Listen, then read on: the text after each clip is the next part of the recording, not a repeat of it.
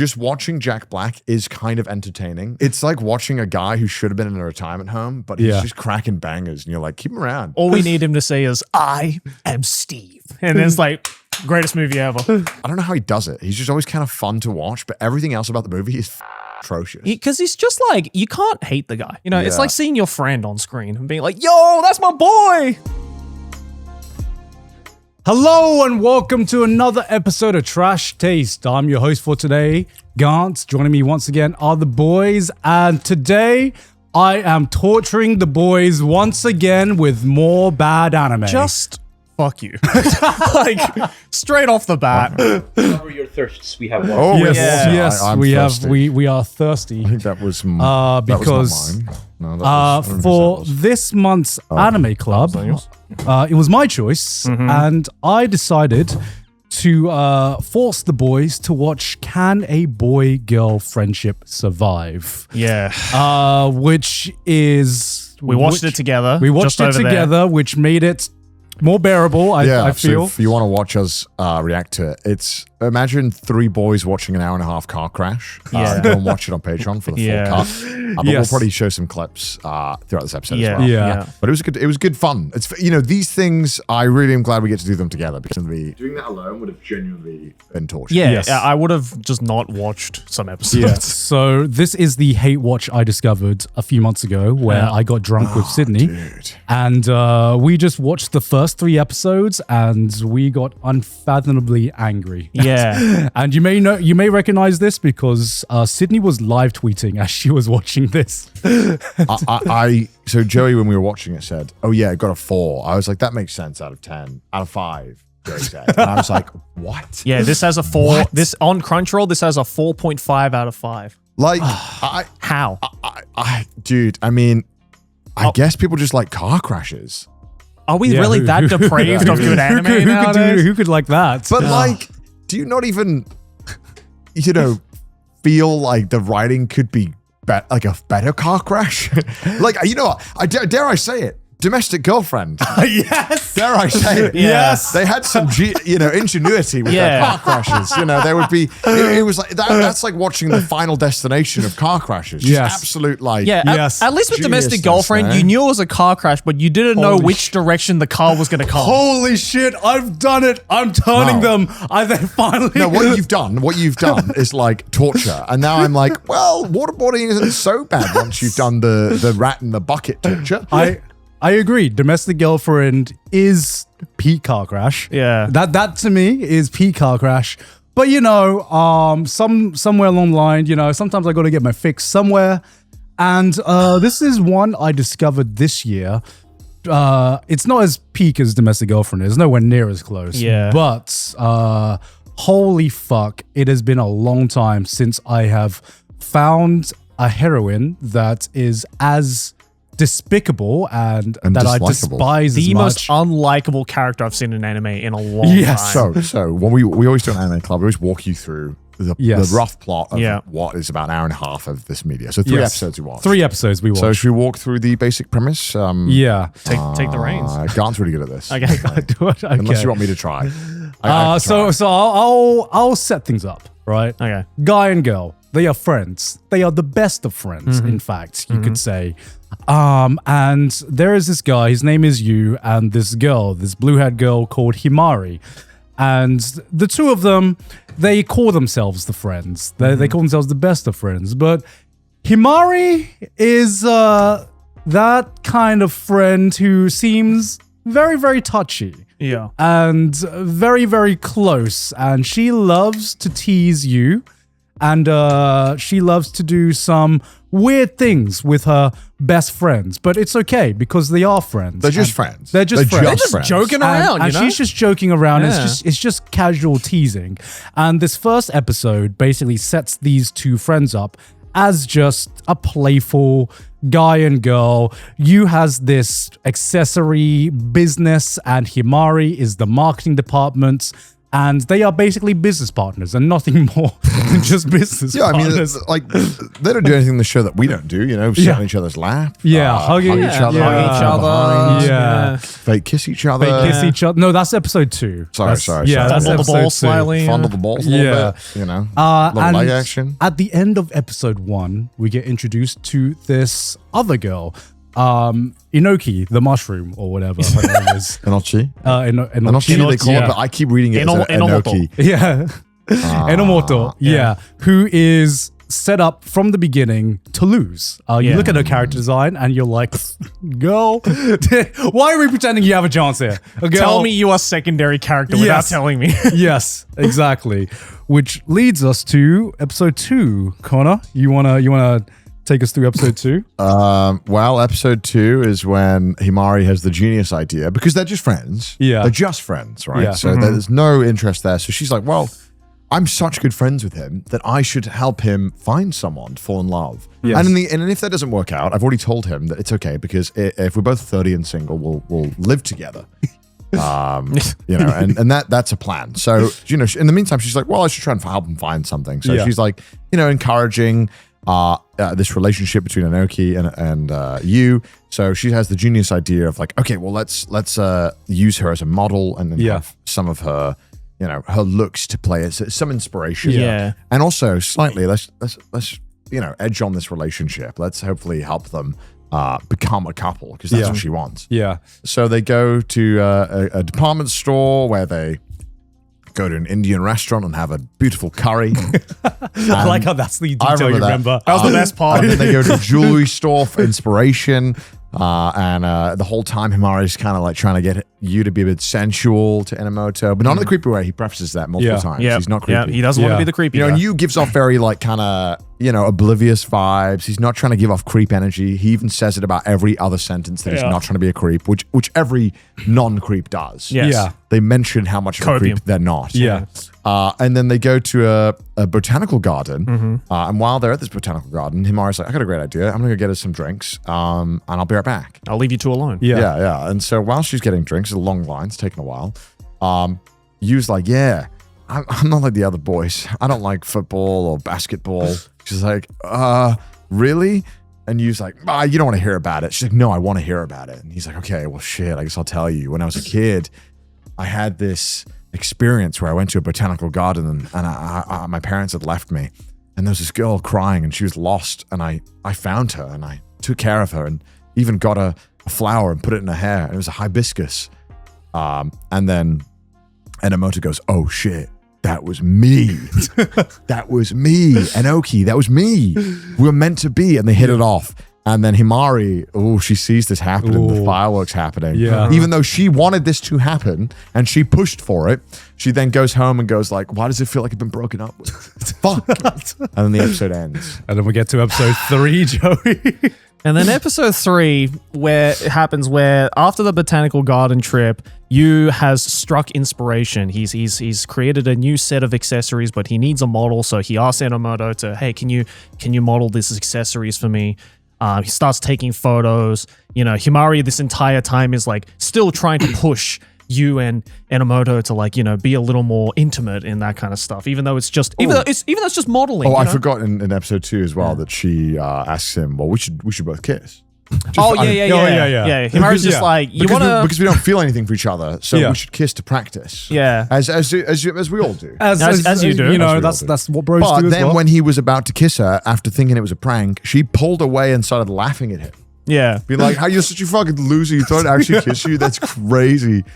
Even though I've done this multiple times. Anyway, carry on. Sorry. Yeah, so that whole brewing is happening inside Himari. And then once you finally, after all the inspiration and everything, he's like, I've done it. I've taken days to craft the new piece that will really bring spark to this new online shop that we're trying to create. And it's a rosebud as a hairpin. Tulips. Oh, sorry, a tulip. Excuse me. It's a tulip as a hairpin, and they're like, okay, let's put it on Enomoto and see if she likes it. Well, you missed the other part too. Yeah, the very important part where they're taking photos. Oh yeah, they're taking photos. And Yu is like, oh my god, I think this will be like perfect for her. So, and then this other guy, Shinji, who is like, I guess a previous boyfriend of Himari back in like middle school, is, being the fucking bro in this situation, realizes that you and Enomoto have like, a thing brewing for them, and Himari, and sees through Himari's bullshit basically of like, oh yeah, Himari definitely has feelings for you, but as because she's my bitch ex-girlfriend, I'm not going to side with her. I'm going to side with my bro instead. And then, so they go to like a family restaurant. Yu puts the new hairpin on Enomoto, and Shinji's like, hey, you know what you should do, Yu? You should ask Enomoto to be like your model. Like your only model. Yeah, your exclusive model for all of your accessories, because it just works really nicely. Himari then claps back, or tries to clap back, and goes like, I don't know, man. You've been putting it on me this whole time. As your business partner, I don't fully agree with that. We can use Enomoto, but you should also continue to use me, right? As your best friend, right? And then basically Shinji pulls a fucking like Uno reverse card, starts gaslighting her instead, and was like, I don't know, man. I think this other relationship works better. I think it works for your business. Also, right, wasn't it you that suggested she become a model in the first place? Yeah, exactly. It's like, oh wow, you're reaping your own consequences. And presumably, Himari takes this very well. Yeah. So you'd think so, but instead, no. Himari explodes. And really tries to like desperately claw back up the hill and being like, no, you'll continue to use me as a model too, right? Like you won't just use Enomoto, but then use like, you know what? On second thought, nah. I think you always get in the way. You're always teasing me. You're always like a distraction to what I'm trying to my art and my craft. So I think this time around I'm just going to use Enomoto from here on out. Himari then explodes, tries to cool down by drinking her fucking yogurt drink that she drinks like 7 times an episode. Doesn't have any, and so what does she do? She pours a glass of water over Yu's head and says, we're not friends anymore. Fuck you. Yeah, we're breaking it up. We're breaking it up. Yeah. This friendship is over.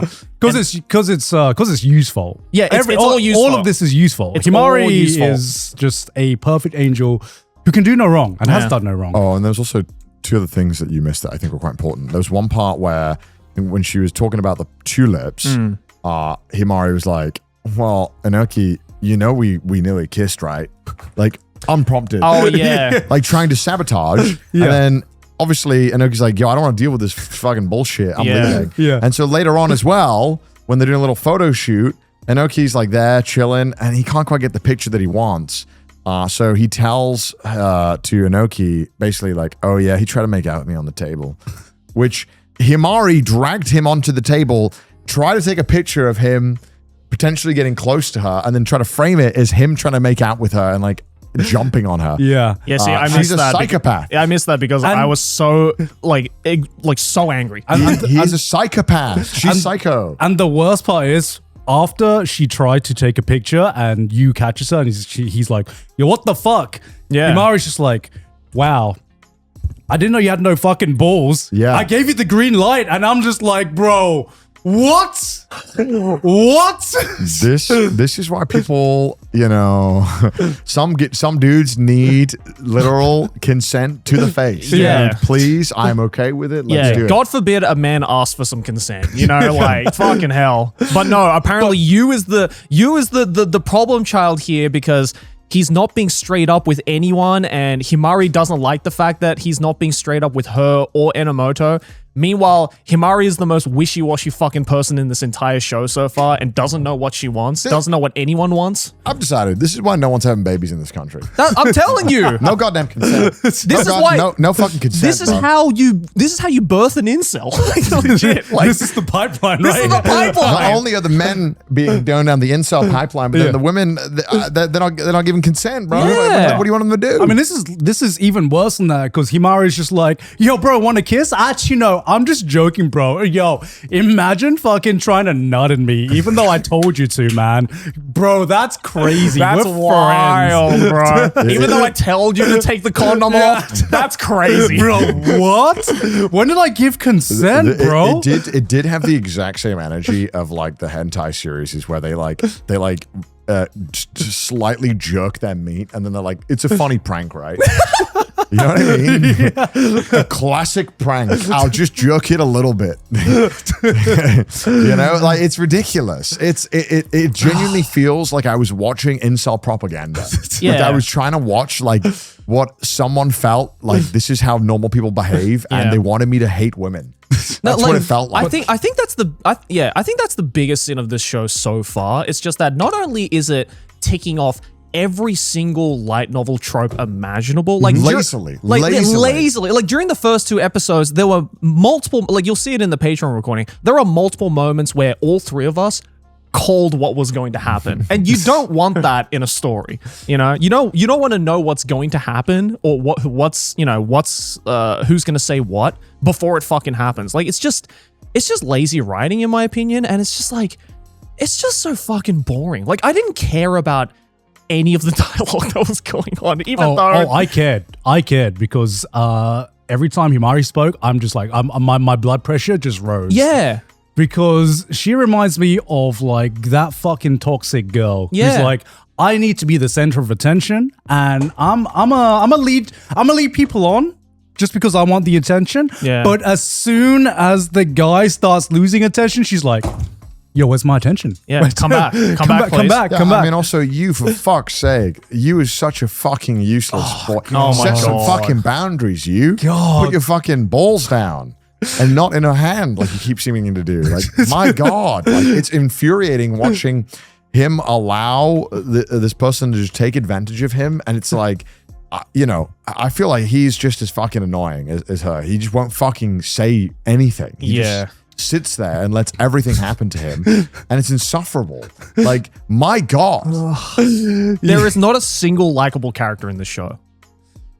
No, Anoki's okay. Anoki's okay. Really? I also find Anoki really fucking annoying as well. She's because there. because at the end of because like during the What does first she do?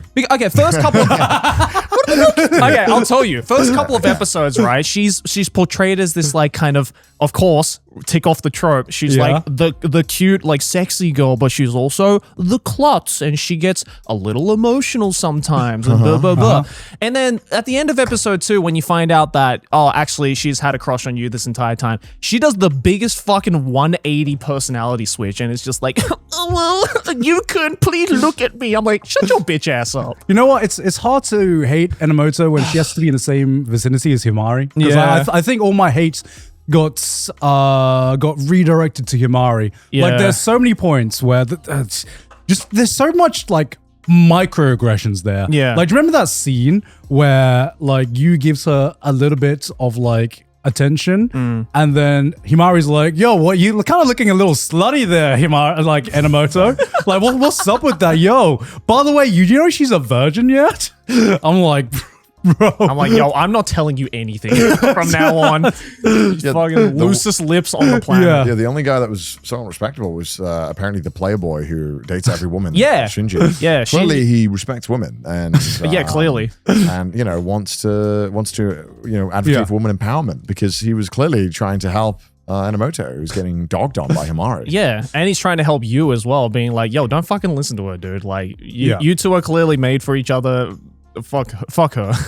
I thought this show was going to be like what this show was is what I thought the 100 Girlfriends shows that can end up being like. I thought, but it was like complete opposite. Like the 100 Girlfriends was like great. Yeah, 100 Girlfriends is awesome. Great fucking funny ass manga. This one was just fucking depressing and annoying. Yeah. And the writing was terrible. Like, it wasn't fun to listen to any of the dialogue. Yeah. None of the scenes look particularly beautiful. None of the quote unquote jokes are funny in any way whatsoever, because clearly, it's very tropey light novel writing where like it is a romance, yes, but it can't just be a straight romance. It needs to be a rom-com, right? I don't know. Well, it just feels like whoever wrote it has like never talked to a human being. Yeah, that's 100%. Well, here's the biggest thing that pisses me off, right? Because normally, when I have a hate watch, It's like a hate watch, but at least you get the satisfaction at the end of the characters getting what they deserve. Yes. This episode is sponsored by Vessi's. Guys, the holiday hustle is real. And you gotta stay warm and stylish in any condition. And that's where Vessi's come into the equation. Can you see how warm I am right now? You look so warm and cuddly. You can achieve the same thing, not just with the Vessi gloves that Garnt has on right now, but also with a fresh new pair of kicks. Look at these. Are those the Stormbursts that are 100% waterproof with Diamond-Tech, supportive heel and removable insoles for all-day comfort, rugged grip and weather-ready design, easy pull tabs with high top coverage, and available in low and high tops? Yes. Yeah. What? I want it now! Well, guess what, boys? If you go to the Vessi store right now, link in the description below, not only will you get a 1-year warranty on all shoes, a worry-free 30-day return and exchange, but if you live in North America, you get free shipping on orders over $110. But don't worry, even if you don't live in the United States, don't fret, because if you use our unique URL or scan the QR code on screen right now, get this. First order? No, don't say it, Joey. 15% off. Oh, I'm there! But wait, Joey, you can also get a free pair of forecast gloves with minimum purchase. What the hell? So give the gift of warm feet and dry hands. Vessi Stormburst and gloves are a winter essential and a gifting win. Get yours at vessi.com/trashtaste and grab 15% off your first order plus a free pair of forecast gloves with minimum purchase backed by 1-year warranty and 30-day hassle-free returns. Thank you to Vessi for sponsoring us today. Back to the episode. Watching this is going to sound horrible because obviously, obviously I've said a lot about this. Watching this made me appreciate school days. Yeah. Because that was an ending. because with school days, all my hatred had a payoff at the end. I'm telling you, bro. You know this shit? This shit, I sat through 12 episodes of this shit, and I'm gonna spoil it right now. Himari wins. What has this bitch done to deserve winning? Me? Oh my god. Okay. You can spoil it because we're not gonna fucking watch I'm gonna fucking spoil it for you. I'm gonna fucking spoil it for you. Okay. All right. Well, Mudan will have had a spoiler alert. Yeah. Anyway, no, it doesn't matter. Doesn't matter. No one's watching this. Look. I also knew we would not live in a world just enough for Himari to lose. Yeah. Unfortunately, there is no justice. Okay. There's no good in the world. Let me tell you what happens in episode 4. So you saw a little bit of Himari's gaslighting, right? Yes. You saw a little bit of that. Episode 4. Obviously, they've broken up as friends, right? You's like, yo, what the fuck, bro? I don't know why you like, why are you crashing out? Yeah. That was not a valid crash out. Why are you crashing out? And what does Himari do? She orchestrates this lie to be like, I'm moving to Tokyo. She orchestrates this lie to be like, you know what? The old classic, I'm running away. Yeah. The old classic. I'm running away. I'm moving to Tokyo. And this is what pisses me off even more. You fucking falls for it, right? You falls for it. He's like, you know what?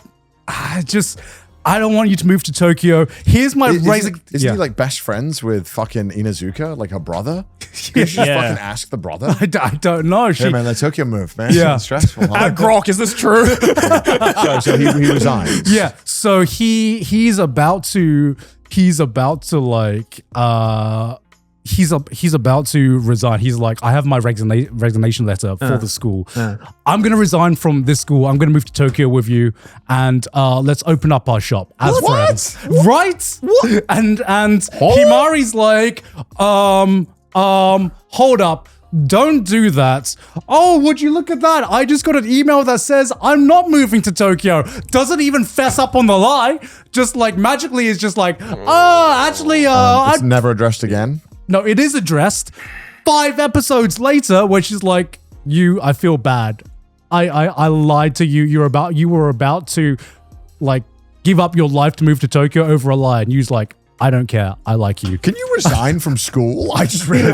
Can you do that? Can I as a student resign from school? I'm leaving. You can drop out of school, right? You can be like, I'm leaving. I assume so. Yeah, in Japan. Solo? In Japan, you can. As a kid? Like Yeah. me with no parental permission? I mean, it depends on the school, but it's technically not illegal to do. What? Yeah, because high school in Japan is not mandatory. Bro thinks he's clocking into the 7-Eleven. Yeah. He says school. You know what? Wait, okay, so she apologizes and he just says, "I don't give a fuck." Yeah. What the fuck? Like the fucking. See, he's just as fucking bad. I knew He is. He is just going with all of the gaslighting that Himari does, and even if he finds out, he's like, you know what? I kind of dig it. I kind of dig it. Dude, Amari is an emotional terrorist. Yes. And then there's fucking Enochi, Enomoto. She fully plays into this I'm second best. Oh, she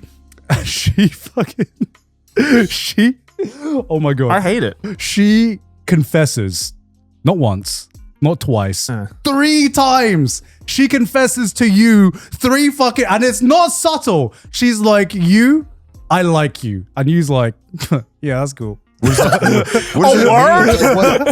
that mean? Like, I don't know what you're talking about. I need you to be more specific. Yeah, I like you.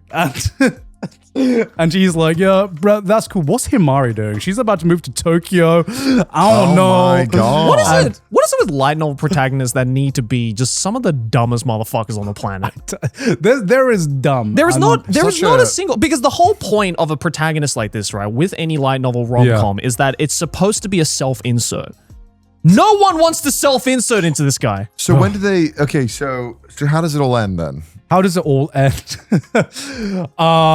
So you and Himari finally fucking confess to each other. They are no longer boy-girl friends.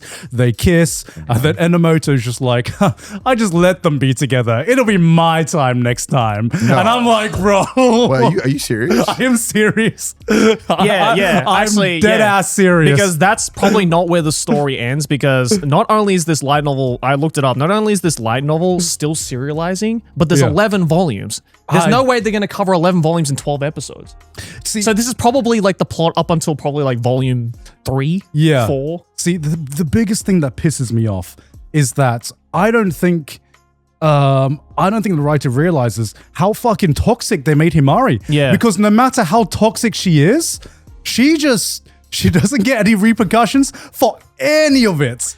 I feel like everyone has that one friend who's like they're dating the worst person, and they like, you just like, that's it, that's the life, bro. He's gonna spend his whole life dating the worst person, and there's nothing we can do about it because for some reason he's dating the worst person. He's blind. He's snow blinded. And even if you have a talk with him, he's like, nah, you're the toxic one. You're the toxic one. But I can't believe you'd gaslight me like that. What the fuck, bro? Like, she is literally the worst female protagonist I have seen in such a long time. Yeah. Because there have been some toxic female protagonists before. Yes. There have been some toxic female characters before.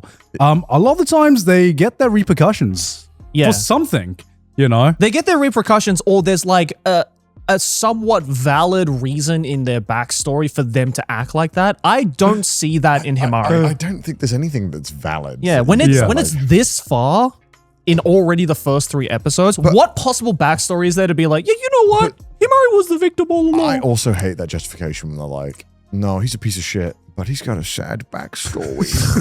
So it makes sense why he's a piece of shit. Yeah. No, I hate that. It's like, do you think that just because something bad happened to you, you can be a piece of shit to everyone? Yeah, no, bro. Everyone's exactly. life sucks. Get over it. Yeah. We're all trying to fucking coexist, bro. I hate it when they do that in anime. Because everyone's so infallible and everyone has a great backstory. So the moment the one character, like dad left them, it's like, well, he's a piece of shit, guys, but it's okay. He had no dad. See, this is why I've been preaching that School Days is amazing, because even the author knew. They were like, yeah, you know what?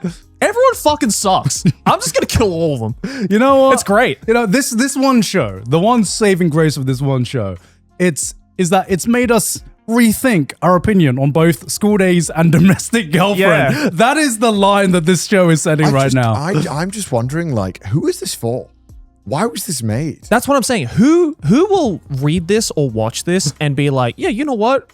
You just like me for real. Because that's the thing. I've seen some people defend Himari. What? How? Oh, How? What is the defense of Himari? Have they ever gone outside? I've seen some defense. Well, you need OJ's lawyer to get her off. Your Honor, she didn't do it. She's innocent. I've seen some people defending her, like, you know what? it's not Himari's fault. She didn't know her own feelings. She hasn't processed her own feelings yet. Therefore, it's okay to... No, it's not. She's just being, Your Honor, she just being dumb teenage girl. Why does her shortcomings have to be someone else's problem? Yeah. We all fucking know our feelings. Get over it, fucking Himari. Stop being a bitch. That's like if OJ's lawyer was like, Your Honor, he was just confused. He just didn't know who he was. You know, it's... The insanity plea, I see. Yeah. No, it's just the amount of fucking gaslighting. I'm pretty sure there was a line in it where she said to Enomoto, she had it's the audacity where she like goes to Enomoto and she's like, I think she said something along the lines of, you need to be more clear to you about your feelings. And I'm like, bitch, That's what? you. Bitch, what? The audacity. It's even at the end of episode 3 where she crashes out on you. Yeah. And I'm like, bitch, this is the repercussions of the consequence of your own actions, man. Yeah. Like, I get that they're kids. Yeah. I get it, right? Because they're Yeah. meant to be like, what, high schoolers? Yeah. Yeah. Okay. Yeah, okay, understandable. kids are dumb. We I get get it. it. They're not going to be the best or most emotionally intelligent Yeah. and Yeah. stuff. But, bro, Himari is like stroking his nutsack half the episode. Like, I just don't. I'm sorry. I don't care how your feelings are. You just can't. Yeah. But at the same time, even though they are just teenagers, right? I've seen some people act as toxic as Himari, you know. You know, unfortunately, that toxicity exists in real life, Yeah. right? And unfortunately, I don't think this series recognizes how toxic some of these actions are, bro. I'm just like, bro, why are we trying to excuse toxicity with just being like, ooh, she didn't realize her feelings. Ooh, that's why she was being toxic. I need to see. Can you go onto like the My Anime list of the show? I need to see what like any positive reviews. I need to see if Okay, anyone most actually not has recommend. positive reviews. Yeah, okay, most of them don't recommend. Good. Funny. This anime truly was fulfilling. After watching the last episode, all I can say / feel is, oh my god, this anime ended in a much better way than I thought, given what we saw last time. What? The bottom paragraph is telling. I highly recommend for anyone who's reading the review, don't pay attention to any negative reviews and trust me. Just trust me, bro. Just trust This me. is a must-watch anime romance, and I bet you're gonna love each event that unfolds. You'll feel the cutesy aggression. cutesy Cutesy aggression. The cutesy aggression. The cutesy aggression. Why is that how you spell cutesy? No, they just misspelled it. Oh, okay. Yeah, half this this guy's 4 years old with each app. Cringy and secondhand embembement, moments, and many more feelings. But that's the fun of romance anime. Tell Overall, me you've never seen a romance anime. yeah, but this guy, this guy's 10. Yeah. He's 10 and he's never seen romance. This is, oh my god. I just don't know. Guys, as somebody who's had experience being best friends with the opposite sex, this show is stupidly accurate with how him. No, it's not. Brother, you were harassed. Brother, you need help. You need help. Oh, man. Please. Oh my god. How can anyone recommend this show? The show is fantastic. An absolute amazing rom-com with great characters and drama. Himari and you are probably one of the most interesting rom-com couples I've seen. On the In what universe? on the surface, they're the popular guy and the loser, popular girl and the loser guy who have mutual feelings for one another, but I just can't see, I don't seem to think make out Himari's already. popular. I don't think that's ever stated. I think that it was stated like right at the beginning of I thought it was just stated episode that she was 1. like beautiful. No, because she's like in the first episode, she's like the center of attention because she runs this fucking business or has Yeah. an Instagram account or something. Yeah. Also, when you was just like, pretty girls aren't my thing. I'm like, brother, what? Wait, who says that? I'm looking for an ogre. Like, what is wrong with you? Fucking awful show. Bruh. But yeah, I mean, watching this, I'm just like, you know what? Maybe Rent a Girlfriend isn't so bad. Rent a Girlfriend. No, it's still bad. It's still bad. They're both bad. It's still bad, but there's different levels of bad, you know? This is just like pick your type of cancer. I Like, think it's even worse hearing that she won. That for me, Yeah, that is that's the worst part. crazy. I think there's some redemption or maturity in the story to recognize that Himari and her behavior is toxic as fuck. yeah. Yeah. And to be able to like maybe tell an interesting story as to why that didn't work out for Himari. Yeah. But to have it work out for Himari is like, great. So the worst person you know gets all the best things. Yeah. Nothing good happens. It's like, oh, you're advocating to be the most toxic fucking person and then imaginable. worst of all, fucking Enoki over here is just fucking waiting for her turn. Yeah. Like, what is this? What kind of, I don't know what kind of male fantasy this is. This is the worst timeline. It just shows that no matter how toxic someone is, if you make her a cute anime girl, there's always going to be some people on her side, you know. Just make her ooh quirky. Ooh. Yeah, you are forgivable if you're cute. Yeah. Just be hot. If you're klutzy, All problems solved. Just be Yeah. hot. if you're hot or klutzy or cute, you just get away with so much. Yeah. Or there are people who will spin any which way to kind of This justify. is why no one in Japan's having kids, man. This is it. This is the reason. Yeah. So Christ that almighty. was Can a Boy-Girl Friendship Survive? We watched it, so you don't have to. Yeah. And Do not watch this fucking show. There are so many other Dog better shit. so many better shows you could be Dog spending your shit time show. on. I got them to watch it because I needed them to suffer as much as me. Yeah, thanks, dude. Because this is my bi-monthly hate watch that I get my friends to all watch. I just don't understand who keeps reading and watching and greenlighting these shows. Again, I how is don't there get 11 it. volumes of this? It's crazy. Yeah, I don't But know how I they're. should be a light novel author. Yeah, I don't know how there are 11 volumes. I don't know what the plot progression can How do possibly you be. become one of these authors? Because it seems like the writing is like Industry plan, isn't it? Let fucking Grok do it, bro. It would come up with this shit that's even better, I think. Yeah, I just can't imagine that this author is. I don't even think this is a matter of like, oh, it just translated poorly to anime. I just genuinely like, I can't look at this story and look at these events unfolding and imagine the writing being like so fucking good that it needed to be published. Well, man, dude, like the light novel industry is really fucking starving right now. It really is. If this shit can get fucking published, God, Well, I mean, how many light novels get published every year? way too many. It's a lot. Well, normally, okay, so this came out in Dengeki Bunko, right? Which is one of the many bigger great light concern novel. This about that. Dengeki Bunko is basically like the shonen jump of light novels. Like some of the biggest shows that end up going through Dengeki Bunko. You know, we're talking like Sword Art Online, you know, Toaru, like all of like the big shows. And usually with these kinds of things, they have to submit it to a contest or like a competition in order to get published. And it's Yeah. usually, I think, like the top three, like the first three places of this, I think it's yearly or bi-yearly competition, get published. Which means this shit won an award. This shit literally won a light novel contest in order to get published. Most dog shit light novel. All right, here's the real question. Do you think the author is male or female? Male. Because I was like on the fence because sometimes I read these types of stories and there is just a subtle understanding of what, you know, the toxicity, like how toxic people act. Then there's a subtle understanding that I think female authors just get perfectly. Yeah, Yeah. You know what I mean? I mean, Domestic Girlfriend, I feel like, say what you will, but at least the characters and especially the women in it had like their very distinct characteristics. Yeah. And used them to the strength of the story, Yes. Yeah. which is a sentence I never thought I'd utter. Like a fine wine, bro. This is the goon bag. It's either my understanding is, regardless of the gender, I think this author understood what they were doing. Yeah. And I think purposefully, I think Rage bait. they're rage baiting. The rage bait. I think that's what they're doing. I think in order to stand out in the light novel crowd, you either need to just have like an insanely well-written, compelling story, or you just have to make rage bait slop. Okay. Look, if I was in the industry, I know I wouldn't be able to write fucking free ren. I'll call it a fucking day. I'll write this. Yeah, I exactly. know I can write this. All right, is it a man or woman? I don't know. Yeah, we don't know. Yeah, I don't know. Wait, we don't know, or like, Light novel authors are usually very private. well, let's find out. Uh, Author. Because is the author of Scum's Wish? Are they female? Nana.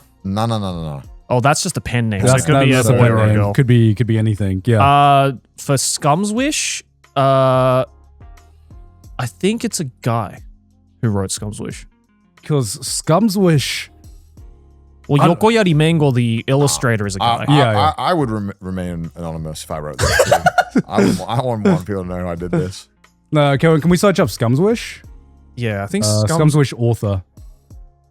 Great name. Yeah, Yokoyari Mango is a guy. I'm Okay. pretty sure. Yeah. God damn. Yeah. This was a good drama as well. Oh, Scumswish was great. Some is great. Yeah, Scumswish was awesome. So, you know, sometimes I just like seeing toxic people do toxic things, but Yeah. you know, See, dealing with their with toxicity. Scumswish, right, you Yeah. had also just like really toxic characters Yeah. who didn't know what they were doing because they had confused feelings or whatever. Yeah. But they reaped the consequences. Yeah, exactly. You know, like Exactly. like the main girl actually got like the bad end. Yeah. Yeah, I mean that's the thing, right? Is that like yes, they are teenagers and they can be this dumb. Yes. But the whole point as a teenager is that you learn why there's a dumb. Yeah. You learn Yeah. these lessons. That's the whole point. Yes. Like, you're meant Yeah. to learn and grow.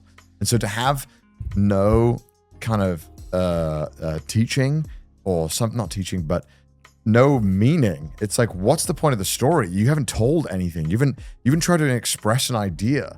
Yeah. All you've done is just give frustration. Yeah. And then on top of that, it fucking sells. Yep. Yeah. Yeah. Ugh. Have you, Joe, have you read Boy's Abyss?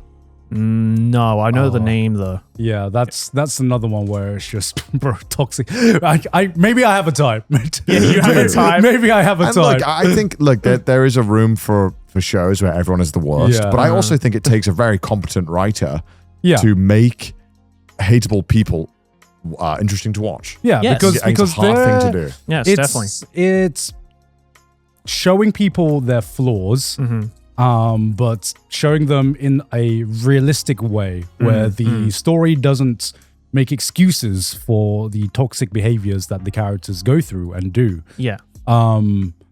And it just felt like boy-girl friendship got put over a filter of just like, these, no one really knows and no one really recognizes what toxic behavior is. She's a cute anime girl. Toxicity doesn't exist. Yeah. Yeah, I mean, when you're kids, you don't know how to recognize it or kind of. Well, yeah, break when it you're down. teenagers. Yeah, when you're 100%. teenagers, yeah. You don't know how for to sure. Yeah. like process that. Yeah, I mean, look, you know, obviously, yes, it's harder for you to process that, you know, possible gaslighting and toxicity when you are also a teenager who's trying to figure out their own emotions. But fuck me, man. The fact that you is just clueless about this shit and it's just like, you know what? Yeah, I'll go with the toxic bitch. Why not? I Seems don't know. fun. Like, bro, Yeah. you're gonna end up a fucking divorced dad. What, like what they think that boys do. Meanwhile, it's just learning slurs on COD,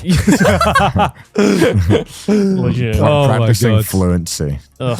This episode is sponsored by Zocdoc. Well, boys, you remember that doctor's appointment you were supposed to make a while we've been ago? putting it off. We've been I putting it off. know. I should have made it, Joey. You know that one you meant to book and just completely forgot about until now? You Yeah. know, it's just I've just been so busy, Joey. Well, boys, Zocdoc makes it easy to find the right doctor right now, and it's all online. You might even be able to book an appointment before the end of this ad read. Zocdoc is a free app and website where you can search and compare high-quality in-network doctors and click to instantly book appointments. With Zocdoc, you can filter for doctors who take your insurance, are located nearby, are a good fit for any medical need you have, and are highly rated by verified patients. You can also filter based on specific preferences, whether you're looking for a male doctor, one that speaks a specific language, has availability that fits your work schedule, or has an opening the next day or so. Once you find the right doctor, you can see the actual appointment openings, choose a time slot that works for you, and click to instantly book a visit. So stop putting off the doctor appointments and go to zocdoc.com/trash to find and instantly book a top-rated doctor today. That's zocdoc.com/trash. Zocdoc.com/trash. Back to the episode. But that brings us to our second thing, which is what the Patreon patrons pick. requested. Something that is completely different because since I recommended an anime, the patrons went with a film this time. Not just any film, though. Not just any film, the worldwide sensation #1 most watched movie on Netflix. Is it actually? I think it is. Oh, damn. K-pop Demon records. Hunters. Holy shit. Yeah. Kind of exploded, came out of nowhere, Yeah. and kind of just took over, really. Kind of just took over. And yeah, so this was the talk of the town like a few months ago.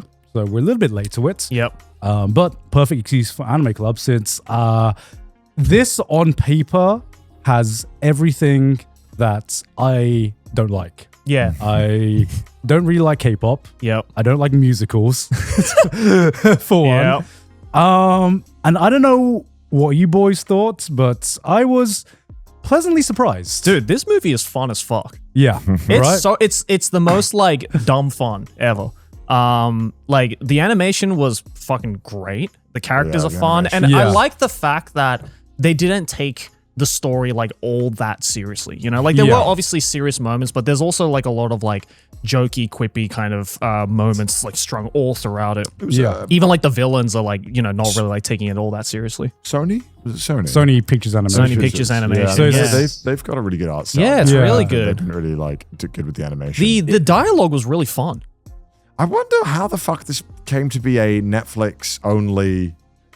I don't thing. know. It's really fascinating. But Yeah. I'd say after after Spider-Verse and this, Hmm. yo, Sony Pictures Animation stocks just went like Kinda, Oh, kind yeah. of up kinda there. going 'Cause crazy. Oh, holy yeah. shit, what they're bringing out now, they can't seem to miss. And you know, I still came out of K-pop Demon Hunters being like, I mean, it still is not so much for me, but I did have fun watching it, Yeah. which is much more than I thought Definitely. would happen. Yeah, obviously the first person I know who watched this and was talking about it was Emily. Yeah, Right. Emily's watched this And like 5 times. I Of course was she has. really fucking against what this is before it blew up. I Yeah. was really against watching it purely because of the name.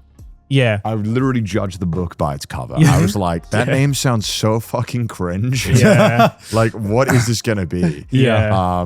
And I still don't think the name is great, but I also don't know what you would do. Like, what else could you name it? I mean, But- look, they knew what they were doing with the SEO. and Yeah. and I think at the end of the day, it's like just say what it is, Yeah. and then you know, Yeah, at least it's interesting.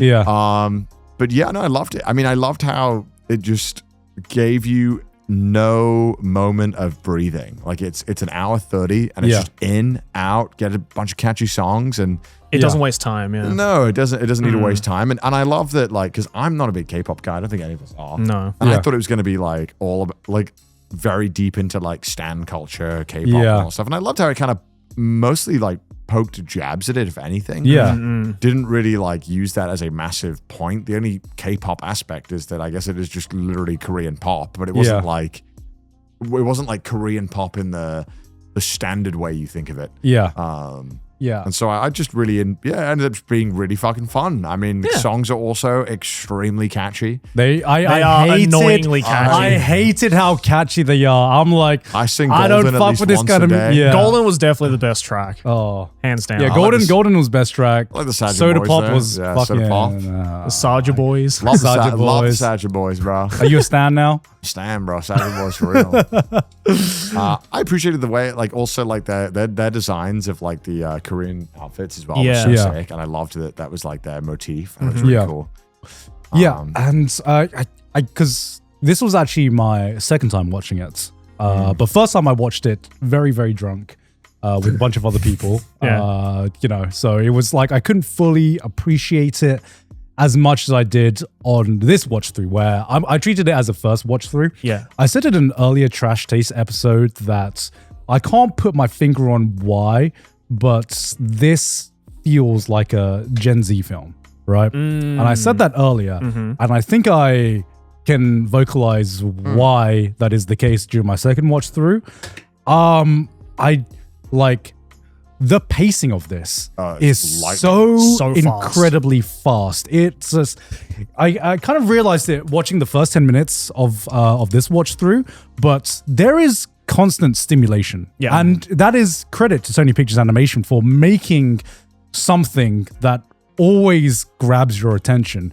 If you give it a watch through, don't only watch like every time that they cut or something, but every other cut there is a visual gag going on, Yep. or a kind of like it's a setup to a joke, or the payoff to a joke, or Yeah. there is something interesting happening with the animation. It does not give you time to breathe, and then it goes straight from that to song. Yeah. Song, next plot point, song again. It is, There's not a single quiet moment. yeah, Yeah, and yeah. I think sometimes it can, you know, when you have editing this fast and Yeah. colors this bright, it runs the risk of feeling like you're trying to be fed baby food. But you know, they nailed it. And Yeah, it they ends did. up just kind of feeling kind Yeah. of like fun, and I imagine that's partially why it's done so well. Is that I Yeah. feel like you can kind of show this to any age group and you'll at least have fun with it. Yeah. I think if you walk away hating this, I'd kind of be a bit like, It kind of- you didn't really try to give it a shot. Yeah. I don't know why, and this is not like a backhanded thing or anything. To me, it felt like I was watching like a Pixar film. No. I know where it was exactly just what like you mean. it's just like just don't take just kind of turn your brain off, just like have fun with the visuals, have fun with the gags, like the songs, enjoy the action, and it's like, yeah, you know what, that was good. The Animation ending is was good. satisfying, the animation was good, and it's like the story did what it needed to, and it was a fun story. Yeah. And Yeah. it suited the vibe perfectly. Yeah. And like I would say, like the second thing why it got like super popular as well is like the facial animations. I felt like everyone was a living emoji. yeah. You know, it was like every frame of this I felt was like almost designed to be as spreadable and as memeable yeah. as possible. Like every emotion, every face was a reaction GIF. Yeah. Was a possible Well, there was reaction that one GIF. where she was eating I forgot what it's called. Yeah. Korean, it's kind of like the sushi. Yeah. Kimbap? The Kimbap, sushi roll. Yeah, it was just Yeah. like throat goating the kimbap. Yeah, where she's just like, oh yeah, when she like yeah, laughing. she smells it as like, I mean, it feels like kind of like watching old like Looney Tunes cartoons. yeah. Yeah, right? it was For, very like- like rubber hosey. Yeah, for the modern. Yeah. And hey, I mean, that shit was heat back It was, in the day. yeah, yeah. Totally. Bring it back. I mean, Still it's heat now. fucking, there are memes from that era that are being spread around today Totally. for, Jerry, bro, for- still around. Yeah. still, For a still the reason. goat. Yeah. Yeah, I think it just works really well. It's hard not to like it. My only worry is that it becomes a kind of a self-fulfilling prophecy of success that ends up making it oversaturated. I feel like we're going to get K-pop Demon Hunters 2, 3 spin-off merge. J-pop Demon Hunters. It's gonna, dude. I can already anticipate like the dollar signs. Like it's gonna be milked into oblivion until everyone hates this franchise. Okay, Yeah. but Right now, at the same time, like, even though, like, I enjoyed this, it wasn't for me, but I'm just fucking happy that there is a new IP that has come out in the film industry and is just actually getting the love and attention it deserves. Because I feel like for the longest time, it's just like, oh, we are living on old IPs, recycling sequels, remakes, and all that. And it's just so refreshing just to see something new come along, a new IP come along, and mean- actually. you didn't like Jared Leto and Tron. You didn't like The that? wall acclaimed. You didn't like that. I haven't seen that. Oh, okay. Sorry, carry on. I interrupted you. Yeah, it's just so refreshing to see something new coming along and actually making an impact. You know, becoming the #1 most watched Netflix animation and film of all time. You know, I love when something comes out with like zero marketing and just pure word of mouth just fucking takes Yeah. over. It's I don't know. It's so cool to see because yeah, it just makes you restore faith in art and our ability to share it with each other and how important that is in some weird Yeah. way. Because you always hear about marketing budgets. They didn't market the movie. It's like, man, this movie didn't. I didn't see anything about this movie, and I didn't hear anyone talk about it. And even when it was, only kind of niche, still, yeah. it was still not huge at the point where it was at yet. But I would say, looking at this, looking at K-pop Demon Hunters as a product, how wasn't it gonna go viral? Like, what part of this is this easily could have felt like a soulless. okay? If it was good, yeah. if it was good, like if K-pop Demon Hunters is good, thankfully enough. If it wasn't good, then yes, it wasn't. But Yeah. on like a marketability level, every single fucking frame of this like movie is marketable, from the designs, the songs, the faces, the memes, every part of this. And this isn't me trying to detract from it. This is just purely looking at this as a product about like what aspect of this is going to be spread around, as opposed to, other Hollywood films that may have flopped, Yeah. like this was designed to be spread online, and if it was good and stuck the landing, which it did, people were always going to want to talk about it and spread it around and sing the songs. And my god, the songs are inescapable. I'm pretty sure I heard some of these songs. I'm pretty sure I heard Soda Pop in fucking Porto. My gym is only playing K-pop Demon Hunt. It is insufferable. Like I like the songs, but I don't want to work out to Golden every single time. Yeah, you know, my only, and this is a me problem clearly, but like I just wish I could like K-pop a little more. I wish I could as well. You know, it just like as catchy as fuck as some of these songs were in this movie, it's not like I'm not like, you know, fucking shitting my pants over it. Yeah. You know?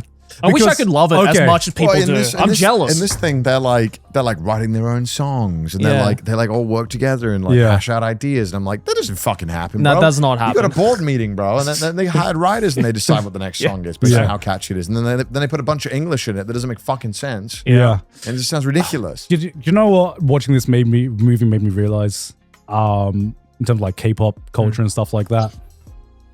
I wish I could care as much as their fans do. I wish I could care about anything as much as their fans do. Yeah. It looks fun, man. Yeah, it does. It looks fun. I just have this mental block where I can never be that big of a fan. Yeah. And I'm like, man. I'm unable. I'm legitimately jealous of K-pop fans. Yeah. That you can be so into this one genre. Yeah. And this like one group or whatever it is. Like because I've never been like that with Yeah. anything. Because I feel like that also perhaps we're jaded from, you know, having some small level of fame. I think we probably can. but it's been my entire life. I Yeah, feel like yeah. Me I too, feel though. like I've already moved past the old man shouts at cloud phase, and now I'm just like, damn. I appreciate this. I wish I could care that much. Yeah. I wish I could be that person. I think what it might be for me is that just like I'm not a huge like fan of just like the overall idol culture. Yeah. Because, you know, at the end of the day, K-pop, you know, they're idols, right? And it's the same reason why I never got into like J-pop idol stuff too. It's just like, it's not that the songs are bad necessarily or it's like crap music or whatever. It's just like, I just personally don't really see myself fitting into that culture. And I think that's what's stopping me from being as big of a fan of the genre as a whole. The way I always view like fandom is always like kind of like a collector in a way. Like there's two types of collectors, right? There's someone who collects because they really love maybe the thing that they're collecting. There's something about it that speaks to them on a really personal level. And there's also the collector who just sees it as a social group and something to be a part of. Yeah. And collects for perhaps social standing. Right. You know, maybe I have this card or I have this thing, and like in those circles that's worth something. And I feel like idols have the same thing where it's like it is a currency being a fan, and being a big fan is worth something, and that offers some form of social status in a group of people. Yeah. You know, it's a form of belonging in a sense as well. And Yeah. so I feel like that is the basic emotion that a lot of these things kind of tap into, is like that want to belong and to be a part of something. Right. And to a lot of people, you know, because I'm sure you know someone who is a permanent trend hopper. Like there's a trend and they will always try to be the biggest fan of that trend until it's no longer popular, and then they move on. And then 2 weeks later on Instagram, they're a trend of something else now, and they're all in on it. And it's like there's no way you can personally enjoy all of these things like and organically, because you're only swapping based on what other people like. And there's some kind of like social like interaction or some kind of social credibility that they feel like they're gaining from being deep into trends and understanding. Well, I don't think, I think trend, there might be trend hoppers, but that gives it the kind of like assumption that they're just in there for... Oh, no, but I obviously that was just an example. But I do think some people obviously like might just enjoy it and like really love the music and that's what speaks to them. But some people just like being a part of something. Yeah. Being a part of a totally. group, you know? That's why you'll always get like, I mean, you know, when like streamers or something, they become like the most donated to streamer or the most subs. They're like, dude, I was a part, bro. I gave so much money to that. And it's like, dude, like you gave money to someone. Like that's like you helped and that's cool. But like to have some kind of self-worth attached to that and some kind of belonging. Well, I think everyone just wants to be a part of something. No, exactly. Right? That's what I'm saying. Like there's people want to, you know, I don't think it's always the same reasoning. Yeah. I mean, I've just, like, in terms of like K-pop fans, I've never been as big of a fan of anything. And I would say I'm like, there are things that I like and there are things that I'm a fan of, but just that intensity to it, you know. Yeah, it's never gone to the level of like experienced. obsession. Yeah. Yeah. As strong as some K-pop fans are. Yeah, where almost like I've met K-pop fans where it's like part of their identity almost, you know? Yeah. You know what I mean? And it's, I don't know. This wasn't a topic in this movie, but there is like some fandoms out there where they are, bro, they're intense. they got damn intense, Bro, man. K-pop most certainly has that. Yeah. My God, dude. I mean, dude, like, just think back like a couple of years ago when like the fucking BTS fandom was like basically running like social media. And it's like, if you said anything bad about the BTS boys, you were getting publicly castrated by a group of people, you know? Yeah. But I feel now, I would like to think that is kind of over, like that whole Did intensity. the term stan come from the K-pop community? No, it came from an Eminem song. No, I know it came from Eminem Like song. used in like in common nomenclature. I think Yeah. I think that came from K-pop. Yeah. Because like, yeah, wasn't the whole point of stan was that it was like a dangerously obsessed fan? Yeah. who kills himself at the end. K-pop fans are like, yes, that is us. That's We're me willing for to- oh joy. We will game over for our queen and kings. Please don't do that. Yeah. I was at a coffee shop the other day, and I was in the corner, and I had a nice little corner, and I had my phone up, and a woman came up to me and was like, "Hey, is it okay if I have your seat?" And I was like, "Oh yeah, sure, I don't mind." And then I didn't ask why. I was like, "Sure, I don't need the seat." Yeah. But she then explained to me, she was like, "Oh yeah, it's just I saw a picture that someone posted where they took a picture of all their BTS boys in this corner. So I'm going to do it too." I was like, "Okay." I don't remember asking, but okay. No, I just thought it was interesting. I mean, I didn't mind. I was just kind of like, I just happened to be very recently, and I was like, "Oh, that's cool." I mean, I was happy for her. She seemed really happy and she was stoked. And I was like, "Yeah, dude, like, go ahead, take it by all means." Yeah, But I was like, and so she got her little BTS toys out. Yeah. This, like, a little coffee. She had like 4 BTS Aw. things. And then she had this little acrylic stand of BTS boys. Yeah. And then another one with one of them framed in a picture. And she must have been like 60 or something. Right. And she had a coffee and she took a picture. Oh, bless her. Oh. I thought it was really See, sweet. I thought it was really sweet. that's wholesome, man. Yeah. Yeah, I didn't mind. I wasn't like, who asked? I was like, "Oh, that's cool. Yeah, sure." I didn't really get it. Like, she was explaining to me in Japanese, and I thought I was misunderstanding. Yeah. Because obviously, you know, like, I speak okay Japanese, but sometimes when I hear things that like are a bit unusual, Yeah. I think I must have misheard or misunderstood, because I'm like, okay. And then she did it. And I was like, "Oh, all right, cool." Yeah. And again, you know what? I'm jealous of people like that who Bro. they can be so into one thing that they do something that other people might see as like a mundane thing and just like gain so much happiness from them. Like, you know what? Yeah, good. I'm happy that you're happy doing that thing. Bro, do you know who's getting on this like the same level of intensity as K-pop fans recently? Love and Deep Space. Fucking anime fans, man. You Like, think? Bro, it's getting up there. Bro.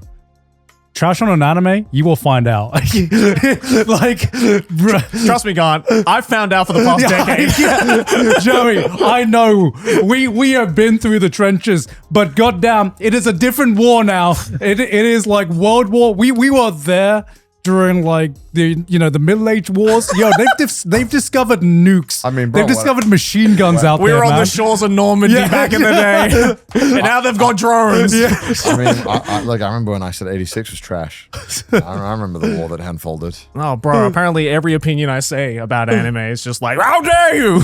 Nah, they're right though. Yeah. Yeah, they are right. Nah, Joey, I think they're right. Yeah, they're right. I just don't care. Yes, we love your favorite anime, guys. Yeah, we do. No, We but do. like, especially in like the modern, like, with modern anime getting up there in popularity, bro, it's like scary sometimes. Yeah. It's yeah. I'm just having war flashbacks right now. This episode is sponsored by Shopify. Look, when we started Trash Taste, quite frankly, we had no idea what we were doing. And we wanted to help, selling our merch and getting it out there, but we had nowhere to go. And luckily for us, Shopify had our backs. Shopify is the commerce platform behind millions of businesses around the world and 10% of all e-commerce in the US, from household names like Mattel and Gymshark to brands just getting started. You can get started with your own design studio with hundreds of ready-to-use templates. Shopify helps you build a beautiful online store to match your brand style. Shopify is also packed with helpful AI tools that write product descriptions, page headlines, and even enhance your product photography. And get the word out like you have a marketing team behind you. Easily create email and social media campaigns wherever your customers are scrolling or strolling. And best just yet, Shopify is your commerce expert with world-class expertise in everything from managing inventory to international shipping to processing returns and beyond. If you're ready to sell, you're ready for Shopify. So guys, what are you waiting for? Turn your big business ideas into Money! with Shopify on your side. Sign up for your $1 per month trial and start selling at shopify.com/trash. Go to shopify.com/trash. That's shopify.com/trash. Back to the episode. But in this movie, I liked it. I liked all the actors. I liked Yeah. all the Did you like the actors as characters? well. Yeah, I like the characters. Characters are too. great. Loved Yeah. it. Yeah. I liked how much characterization all of the characters got, even like the side characters who didn't get so many lines, so many screen times. You still got a sense of just a well fleshed out person. I love Bobby, man. You The love fucking Bobby? manager. Oh yeah, I'm like, yes, queen. Pop off. I love him. Bobby was the goat. Yeah. Bobby was the goat, dude. Bobby was keeping it down, bro. Yeah. When he turned, I was like, no, Bobby. Yeah, it's like, no, no! don't lose faith, Bobby. No. Wait, Sungwon was in this? Yeah, of Oh, course damn. he He's was. one of the Saja boys. Yeah. Oh, shit. And Guimar was in it too. Oh, damn. From Squid Game. Yeah, yeah. Oh, damn. Which, I don't know, did you see the Mr. Beast tweet? No. No. I took a picture with him and he tweeted like, hey guys, I'm with 456 from Squid Game. Or like, what's his name? I think it's like contestant 4-5. Yeah, contestant Yeah. 456. Yeah. Four, And 5-1. people were No, like, he was contestant number 1. just number one. Yeah. And people were like, bro, he has a name. like I just made me laugh a lot. I was like, yeah, I guess someone's social currency is only what people know them for. Yeah, that is true. Well, I mean, it's Oh, Ken unfortunately. Jeong was Bobby? I guess. Oh Yeah. my God. Yes, of course he was. Oh, that's why I loved him, dude. Yeah, it was That's a why. great cast lineup. And I forgot what the main antagonist. I loved him as well. He was really good. Oh, the pretty boy. Yeah, who? I mean, they're all he? pretty He was boys. phenomenal. And his acting was great. Yeah. Considering English is a second language as well. Yeah. Did a fucking phenomenal job. Yeah. It was so cool. Oh, Gnu, that's it. Yeah. Yeah. Because isn't he either a famous Korean actor or a singer? I can't remember. Well, I think the members of I was getting lost. Hendrix. Someone was telling me the law. Yeah, the member of Hendrix, the voice actors for the member of Hendrix, I think they're from Twice, which is like the big K-pop group. No, that's not right. Is it? Or it's like the songs are written by Twice was in it. Yeah, Twice look at was in it. Right, can we- Wait, go back. Look at this tweet, bro. I don't know why it was so funny. What should me and 456 from Squid Game do for a video? Wow, dude. I mean, come on, show a little bit of respect, man. Yes, Like, say his come on, name, he's got bro. a name, You bro. could say his name, 456. You know, like you just say Dreamer. I don't know if I'm saying it correctly. I do Yeah. apologize.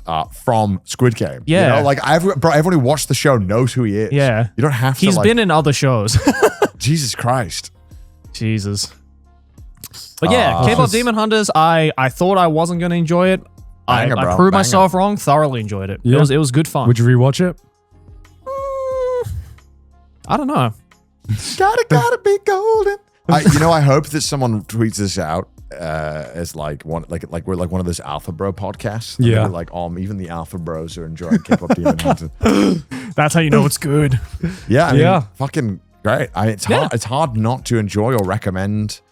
Yeah, you'd it's have to be a great. real contrarian to not enjoy something like this. I Yeah, feel. Yeah. I feel like when you mentioned one more thing about the stan culture is that like I loved how it kind of poked fun at stan culture while also giving like homage to obviously K-pop. Yeah. Oh yeah, how quickly the fans switched over to the Soulja Boys and stuff Yeah, like that. yeah. Yeah. It like Yeah. poked fun, and if you weren't into the stan culture, I think you can also enjoy that aspect that it like lightly poked fun at it, but also didn't try to like diminish it. Or I also like how, one of the themes was kind of like showing your inner self, showing your true self, but having to hide that, which is obviously what, K-pop idols and every idol has Yeah. to do.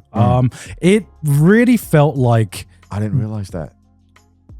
That's you smart, Damn. bro. That's so deep. damn. I didn't realize He that. unlocked the true meaning behind the movie. Yo, I thought it was just about demons, bro. I thought it was just about I K-pop. just thought it was about woman empowerment, bro.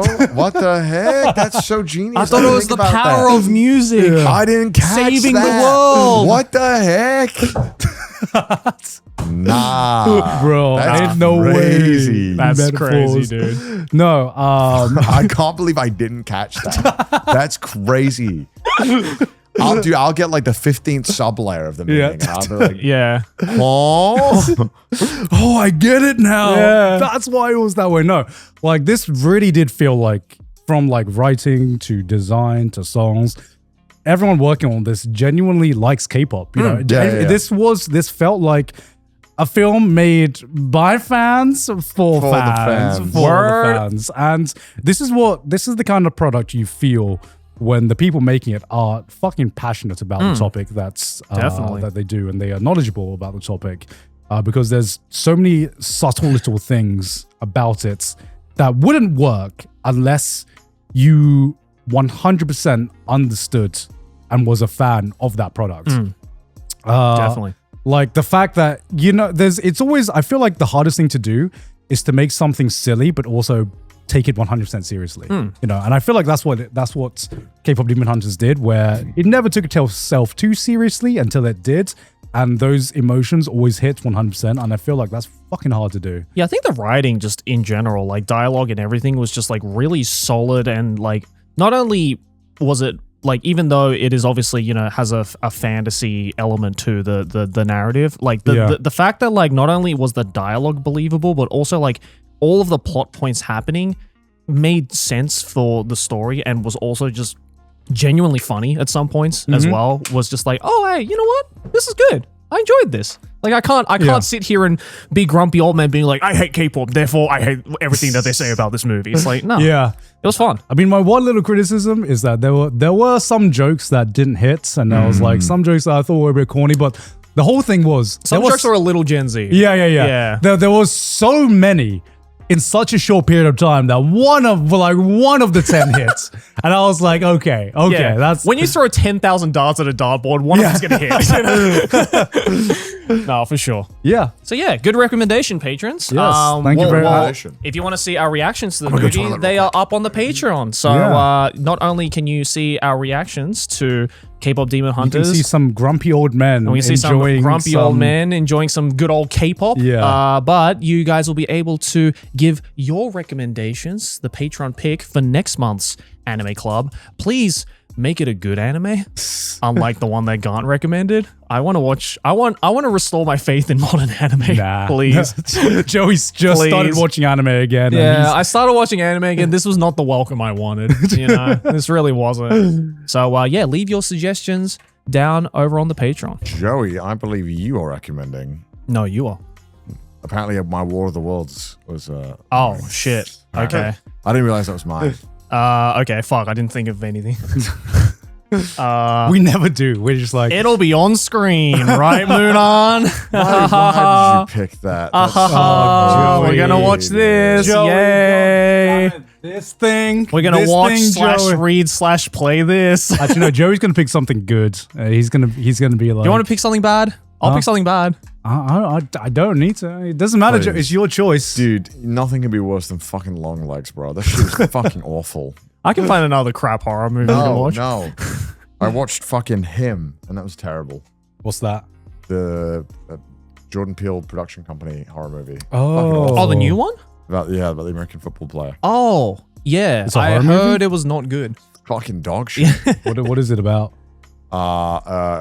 A guy who becomes a football player, and he's a rising quarterback, and there's just something not right about this I hate the name.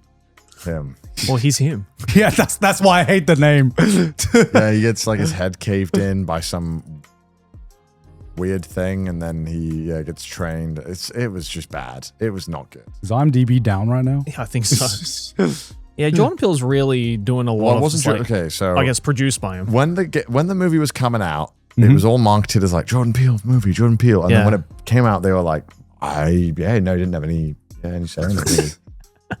You know? Oh, yeah, it was just done by his production studio. company. Yeah, Production company. Right. Yeah, it was not good. Yeah, I saw the trailer for this and I'm like, this looks really dumb. What makes it horror? Because this looks like a sports. No movie. sports happen in this. What? Nobody plays a single game of football Then why is he holding some footballs? What's because he's training to be a footballer, and that's the horror. what? Yeah. What? And then like So you're watching the movie, and like to be fair, the first 40 minutes are actually quite engaging. Like his head has been cracked open, and you're not sure if he's seeing visions and this weird fucking clowns and shit that like keep coming in this vision. You don't know what's real. Yeah. And then this pro who he's going to take over from is like, I'll train you to be just like me. And then this whole time the people are giving him drugs and he's like training, but the training is weird. If he misses a throw, this guy gets shot in the face with a football. Like, shot in the face with the football. By one of those machines that shoots it really far. Yeah, I saw that in the trailer. And like it's all just fucking weird. And then like he like starts getting his blood from the previous goat. He's like, well, if you want to be the goat, you got to get the blood of the previous goat. And it's all just weird. And then like there's like a woman that comes into the fucking sauna and he like kills her, and it's in like a training. It's all weird. And then last 30 minutes are like, wow, actually, football, it's a cult. It's run by all the white men. And then they have a bunch of old white guys that are suddenly all the bad guys. And you're like, okay, I mean, I get it. Yeah, it's a very on the nose satire. Do you find white men run everything? Yeah. Do you find that when a movie tries to give a metaphor that's a little bit too on the nose, you're just like, yeah, and then it's like a cult, and then he like rejects the cult. But like, yeah, I mean, for me, it's like, yeah, I mean, obviously, I think there's absolutely that could have worked, but I think the movie was setting up some supernatural elements so interestingly well, and then for it to kind of flounder. But it was already like the movie was absolutely gone off the rails before this point anyway. Yeah. This is why I can't take a lot of modern horror seriously. Even though there's so much like good horror that is apparently coming out nowadays. I just hear about shit like this and I'm just like, how am I supposed to know now at this point? I was also very homoerotic, which I also was very down with, quite frankly. I mean, I don't mind that. But it felt like half of the time I was just meant to enjoy this guy who was hot. He was just pretty much naked the entire time with his abs out, glistening. Yeah. I didn't mind that, but I was like, I wonder who this is for. Because there's no football in the football movie. And then, it's mostly this guy kind of just being hot. So I guess, I don't know, maybe there's an audience for this, but I don't know who it was. It's probably the would you say it's more targeted towards a female audience, you would say? Perhaps, but I mean, it's a horror movie, so it's a horror movie with hot guys. I was like, maybe they think women are just dumb and they just want to see a hot guy, and maybe they just do. Because sometimes, as a guy, you just want to see a hot woman, but not really in a movie. I don't really watch a movie because there's just a hot woman. Yeah. Do you ever view the rating of a movie when you're about to go see it? I try not to. Yeah. Obviously, you hear things, so sometimes you're like, when there's a lot of talk about a movie and then it doesn't quite pan out, it's kind of impossible not to hear that. Yeah. But I rarely hear about talks about movies compared to like the amount of movies you watch. Yeah, I do. I try to watch a lot, and I've been trying to watch horror lately because I feel like it's the one genre I haven't really watched. But I'd say for every 10 films I watch, I manage to watch at least 4 without hearing anything about it. Yeah. Which I think is a pretty good ratio. I think that's a cool experience that I just don't get to do anymore. I cannot help myself with watching or hearing about stuff. Well, the time I do this the most is honestly on planes because I don't have great Wi-Fi and I don't really care to look at the ratings, so I just rip the film based off the thumbnail art. Thumbnail? That doesn't sound right. The poster. The cover? Art, the poster art. Your YouTube brain. Well, there was one movie that and sometimes you just know when a movie's gonna suck. Yeah. Like there was a movie with Martin Scorsese that apparently came out like 2024 and I'd never heard of it. And I was like, not Martin Scorsese, Robert De Niro. Right. And I hadn't heard of this film. And I was like, this has got to be a stinker. What was it? Do you remember? Can you type in Robert De Niro filmography? There was, and it had, I didn't watch it because I was like, I just know this is going to be bad. Robert De Niro, not Robin. Robin De Niro. Alto Nights, that was it. Alto Nights. Just not heard of this movie. Huh. I guess it was a HBO Max direct. Yeah, 5.9 out of 10. I hadn't heard of it. And I was like, I feel like if the Robert De Niro movie was good, I would hear all about it. Yes. But I didn't watch it because I just didn't have it in me to watch Robert De Niro act badly. Yeah. Okay. You guys have watched enough stuff, right?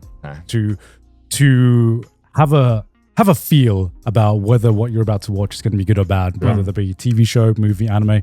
What are like your biggest red flags that you're like, oh, I think I'm watching a stinker right now? It might depend on the genre of the film, but Yeah. I think what it might be is, for me, would be a film where you're maybe about, let's say, 20 minutes in, Yeah. and you're kind of just sitting there and you're like, I don't know what this movie's about. And I'm already 20 minutes into this film. It's like, what is this movie trying to do? Or what is like if I can't suss out the vibe of where I think even the story might potentially go Yeah. in the first maybe 15, 20 minutes, and I'm like, I feel like the writing is not all that there, you know? Because it's important. Like, you need that hook, right? To get you to actually care about the characters or the story or whatever is the main focus of that particular film. Yeah. And if I just don't see it when I'm already, at least a quarter of the way through the film, then it's like, why am I here? Right. What was the last bad film you watched in the theaters? Bro, I don't remember. It's I don't really- I've rarely watched films in the theaters. So, Yeah, same. Last I've probably wiped bad off my film I memory. watched Um, in general? the worst film I've watched. Well, I mean, Lord of the Worlds is pretty bad. We watched that. Well, yeah. Yeah. But that one looked bad. Like even the On, you know, on a frame. visual level and an acting level, that one was red flags. Yeah. Long Legs was like a beautiful movie, and like to look at, it was shot amazingly. But It was a turd with sprinkles on it. yeah, Let's- and I think like when we were watching that, for example, it was giving itself like way too much time to kind of show off nothing. Yeah. Like it would really take its time and wouldn't use anything or try to use that time wisely. There was no building uncomfortableness. There was nothing that was happening in those. It was just Yeah, they were- time wasted. Yeah, they were just fart-assing around. And it felt insulting. Yeah. And then obviously you mentioned like Cable Demon Hunters. Obviously we all watched that. And that is a show that went lightning fast, which, okay, then if it is also lightning fast and fun, it's great. Like, but it can also be lightning fast and a little bit shitty, and you're like, oh, okay, well, we're getting over with the next part anyway. But man, I feel like this. You just know it, but you don't know off the top of your head. But you just know You can't verbalize it, but you can feel it. Yeah, because there's Yeah. been a lot of movies where I Jared felt... Leto, if he's the main, if Jared Leto is the starring actor, it's hard to Yeah. imagine. Except it's for gonna- Requiem for a Dream. Jared Leto's the main actor in there, Yeah? Yeah. Is he not? Is he not? Yeah, I thought he was. dude. Pretty sure he is. Pretty sure he is. Is this like a Mandela effect? I mean, I could be totally wrong. It's been a long time since I watched this. Jared Leto. Yes, Yeah, there I'm he is. right. Okay. I'm right. How long ago was this? 2000, I think. So he Yeah. hasn't been a good lead for. In 25 years. I don't understand how he keeps getting hired. I don't know either. A great agent. Yeah. Great fucking Didn't agent. he get into like some heat as well recently too? Did he? I swear he got caught up in something, and not only that, but his past like 3 movies have all bombed. Yeah. Who keeps hiring him? Has he just turned into one of those actors where it's like, yeah, we'll just put him into this movie? Maybe it's the opposite, right? It's like, because people will start hate watching it because Jared Leto's in it now. Nah, I don't think that's the case. I don't know, man. Every time I see Jared Leto pop up on my fucking socials, it's always something negative. What else has he been in? Aside from Morbius? this and Morbius, Morbius. bro. He was in Morbius, bro. House of Gucci. I did not watch House of Gucci. Oh, yeah, I he was in didn't want House to. of Gucci. That's right. He was in the Justice League. Oh yeah, fucking Morbius. Oh, he was good in Lord of War. But that's because Nicolas Cage was good. Yeah. Oh, he was in Suicide Squad as I well. don't That's remember right. him. He was very good in Dallas Buyers Club. I'll give Yeah. him credit. He was very good in that. Wait, he was in film. American Psycho? Yeah, he was fucking let's see whose business card. Oh, yeah. Okay, He was good in that. More than not, he's not good. I feel Yeah. like that's when he's the lead, I think. yeah, he's just not a great lead. Yeah. He was in Fight Club as well. I forgot about that. And there are certain actors where I see them in the lead, I'm like, oh, oh. I don't know. I like Jason Statham, but most of his films where he's the lead, Well, Kinda blow. that's because he plays Jason Statham. yeah, Yeah. I know, but like, there are certain actors when you see them in it, you're like, okay. What, you mean like The Rock? Well, The Rock's trying to turn it around now, Garnt. He's trying to turn it all around. Yo, such acting range, man. Yeah. He's gonna turn it around, Garnt, all right? No more Jumanjis, my boy. No more Jumanjis. Okay? He's turning it all around. I watched the Minecraft movie. Oh, you did? did? Watch it. How was it? It's a product of our time. Yeah. Yeah. What is that supposed to mean? It is a. I don't know how to explain it other than like if you know the science thing with that image of that guy, the scientist. Yeah. It's like if you poured TikTok into movie form. That's what I got from just the trailer. But you know, as always, Jack Black somehow ties it all together. He manages to do it. Man. Like just watching Jack Black is kind of entertaining. It's like watching a guy who should have been in a retirement home, but he's just cracking bangers, and you're like, keep him around. All we need him to say is, I am Steve. And it's like, greatest movie ever. Like I don't know, he's always just kind of, I don't know how he does it. He's just always kind of fun to watch, but everything else about the movie is fucking atrocious. Because he's just like, you can't hate the guy. You know, it's Yeah. like seeing your friend on screen and being like, yo, that's my boy. Yeah, he's just got that energy. It's like when Nicolas Cage is good. Yeah. Nicolas Yeah. Cage has got an infectious energy that is really hard to watch, hard to look away from. Yeah. He did not have that in Long Legs, unfortunately. Did not have. I think it was just the wrong genre for him. It was not a genre made for Nicolas Cage to shine. Yeah. Yeah. Yeah. But Did he like co-direct that though? I think he co-directed Long Legs. But I mean, was there anything surprising about the Minecraft movie at all? Anything good? Anything surprising? Did you enjoy Chicken Jockey? Anything that went against your expectations, or was it I'm here to watch a Minecraft movie and see memes and Minecraft, and that's exactly How what was I it got? watching Jason Momoa look like he was dead on the inside? Yeah. I mean, it definitely felt like a paycheck watching the actors, but you know, it's fine. It's for Google Gaga movies. That's fine. I mean, Jack Black is Jack Black, and that's probably why they hired him, because I feel like a movie like this only works. And not even Jack Black could save the fucking Borderlands movie. You know, as Claptrap, unfortunately. Oh yeah, I mean, the Minecraft movie, without having seen it, seems like something that was made via board meeting. Yeah, I mean, like any media is funny if you just make Jack Black say your memes and go like ah! You know, like I don't know, like JoJo, if he like the fucking JoJo meme. Sure, if he just goes like he just shouts them out. What's a JoJo meme? What do they say? I don't know. He goes like, "Oh my, we're Moshinderu!" like that. Like I'm sure you'd be like, "Okay, that's kind of funny." not JoJo, I know, but like you just get him to shout things. I want to see Jack Black as Kenshiro, dude. That'd be the funniest shit ever. You can already see it, bro. He'd be like, "Ah!" You know, and the joke is that Kenshiro is fat. Yeah.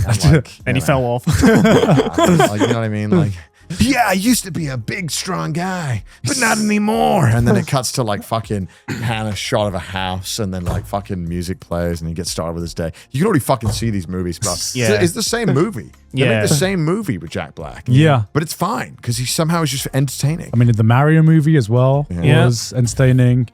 I will say the Sonic movie is, I think that's the exception. I think that's the Sonic movie exception. was fun. Sonic movie feels like this was the people making this really fucking cares about Sonic. Yeah. And it's still just popcorn fun, but it's like on another level. Yeah. Where it's not just the most forgettable thing of all time, which is kind of what I felt about the Mario movie. Yeah. The Mario movie was fine, I guess. It just relied too much on its star power, I think, and it just was a bit unnecessary. It was an inoffensive, fun movie with Jack Black in it. Yeah. Jack Black was definitely the best part. Which is what I think about... Pooches. Yeah, which is what I imagine for the Minecraft movie as well. Yeah. Which is, you know, it's made for Minecraft fans, and Minecraft fans will get what they want out of it. If you're not a Minecraft fan, what I imagine is that there's not going to be much for you. You know, Yeah. You don't really have to do much for it to. How much did the Minecraft movie make? Oh, brother, you don't want to know. Fucking like You don't want to. How much did it make? Bro, you don't want to. like probably a stupid amount of money. Bro, you don't. Holy you don't wanna shit! know, bro. Oh my god! We're so doomed. We're so. Fuck! The hell, Joey? That number gave me indigestion, bro. God damn. Yeah. Jesus. Short of a bill Short for you of audio listeners. $1 billion. $957 million. That's insane. Oh, and of course, there's already a sequel scheduled for 2027. All right. Of course, man. Microsoft likes money, bro. That's got to be the greatest. Becoming the investment of all third time. highest grossing film. Wait, that was this year? Minecraft movie was this year? Bro, this feels like a decade ago. Holy shit. Wait, it's the second highest grossing video game film of all time? What's the number one? That's a great question. Mario? No. No, I think it might be Mario, bro. Really? Mario made a Yeah. bill. Mario made a bill, bro. I mean, I wouldn't be surprised, but Yeah, Mario made a bill. Mario oh Bros. wow. Mario made a Yeah. bill. Why do you think they fucking made the second one so goddamn fast? Even Yeah, for true. Nintendo's standards. Damn. True. Jack Black with the duo, man. Yeah, right. Jack Black. He's 2 for 2 right now. Literally $1 billion man. Yeah. What are the highest grossing films of 2025? I'm genuinely curious now. Yeah, let's check it out. I think it's depressing. Yeah, probably Superman's in I there. think it's depressing. Let's see this. Highest grossing films. Oh, yeah. dude, you know what? I watched Neza 1. Was it good? No. What is it? It's the Chinese animation that I watched made. Nazar 1, and maybe Nazar 2 is Yeah. a great one, but Nazar 1, not great, bro. In the English dub of it, which I watched, they had budget Jack Black doing the voice. I'm not kidding. They had someone basically try and emulate Black Jack. Wait, how have I never heard of this film? No, it's now like the highest grossing. Film of all time. I think, Is right? it film of all time? Definitely animated I think film of all time. Yeah, it's film highest grossing film of all time. Really? Yeah. You never heard of Nazar, bro? No. Bro hasn't heard of Nazar. It's still it's No. still Avatar. Still Yeah. Avatar. How did Avatar get it back? I swear, didn't Avengers dethrone them? How did they get it back? How does Avatar keep making money? Oh, okay, so Nazar 2 is the highest grossing animated film. Yeah, animated of all film of all time. It's Bro. Chinese. That's probably why you haven't heard of it. Yeah. Bro, like, there must be, those old guys in You the know park? me and the Chinese. You know those old guys in the park play Pokemon Go on like 15 phones? Yeah. Yeah. There must be dudes who do that for Avatar. Probably, James yeah. Cameron has paid them. He's keeping the Avatar fucking industry alive. How is Avatar number 1? That's crazy. Yeah. Wait, go back to the list of the video game. Oh, the 2025 movies. Yeah, 25. Yeah. Okay. The other one. Yeah, here we go. Lilo. Lilo and Stitch. Yo, is- Demon that- Slayer number 5, Can I say that baby. it's diabolical that Lilo and Stitch is number 2? Yeah. That feels, dude, we're Yeah. so cooked. Jurassic World Rebirth? Yeah. That movie was so ass. Mission Impossible Final Reckoning. It was How to number Train Your 9. Dragon as well. I will say the best film on this list, from my perspective, who's only watched a third of these, Yeah. F1, bro. Yeah, I was about to say. Yeah, I've heard F1 is great. Yeah, I've heard F1 is F1 awesome. was such a good fucking movie. I'm so Yeah. glad it popped off. Yeah. It's a great movie. Really fun. Brad Pitt being Brad Pitt, man. Bring that star power. Holy shit. I can't believe Lilo and Stitch made $1 billion, and I can't believe Jurassic Park Rebirth made $800 million. We are Yeah. so cooked. How did Jurassic Park make so much money? Because it's Jurassic Because Park. Jurassic Park. Didn't dude. that film do cheeks? Didn't no one watch this? It's branding power, dude. This is crazy. Branding power. This is why we can't have good things. Yeah. Let's complain about live action remakes. Oh, wait. We got Lilo and Stitch and How to Train Your Dragon making I a can't believe fuck anyone ton watched of money. Lilo and Stitch. This is bonkers.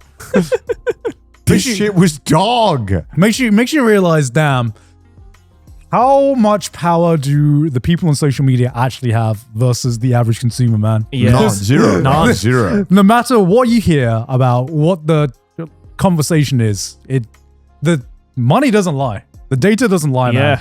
Holy fucking shit. Well, at least, oh, yeah. Fuck. It's just depressing. The one good thing that came out of this list is I watched F1 and that got me into Drive to Survive. So I've been watching that. What's Drive to Survive? Oh, dude, it's so good. It's literally, they made a half documentary, half reality show about Formula One. Oh, shit. And they have like full access to the teams and the managers. And so it's just great. It's like 10 episodes. And they basically, over the 10 episodes, they'll go over a year of Formula One.